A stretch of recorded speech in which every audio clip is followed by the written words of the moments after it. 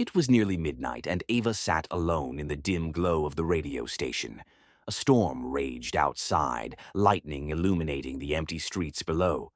Ava was the host of Nightline Mysteries, a late-night talk show dedicated to unsolved mysteries and ghost stories.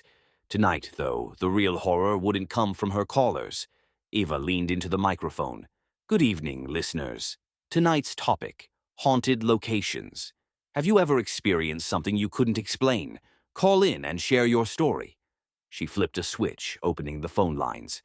The first few calls were typical, people talking about flickering lights or strange noises. But then a caller with a deep, gravelly voice came on.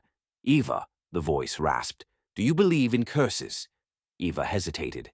Something about the voice felt off, like it wasn't entirely human. "I think curses are just stories to scare people," she replied. The voice chuckled darkly. "Not all stories are fake. Look around. You're not alone." Eva froze. The station was empty. She'd locked up hours ago. She looked at the security monitors. They showed only her, sitting in the studio. "Who is this?" Eva demanded, her voice wavering. The line went dead. Shaking it off as a prank, she continued the show. But as she reached for her coffee, the lights in the studio flickered. A strange hum filled the room, growing louder and louder.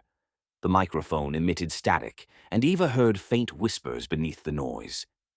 "Eva, don't stop." Terrified, she tried to turn off the equipment, but the controls wouldn't respond.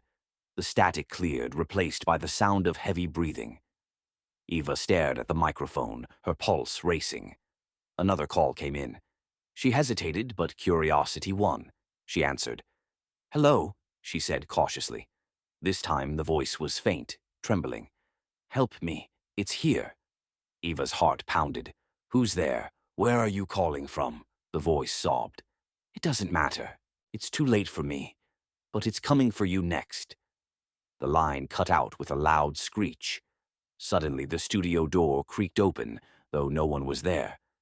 Ava grabbed her phone to call for help, but it wouldn't turn on.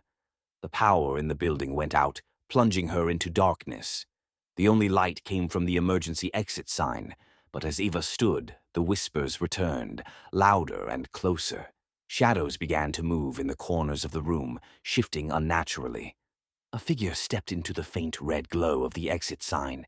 It was tall, its face obscured by shadows, its eyes glowing faintly. "Ava," it hissed, "you invited us." Panicking, Eva ran toward the exit, but the door wouldn't budge. The shadows closed in, their whispers turning into guttural growls. Eva screamed, her voice swallowed by the oppressive darkness. The next morning, the station manager arrived to find the studio in disarray.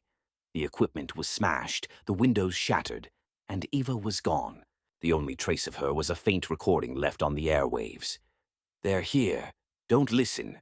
Don't—" The broadcast cut to static. To this day, the station's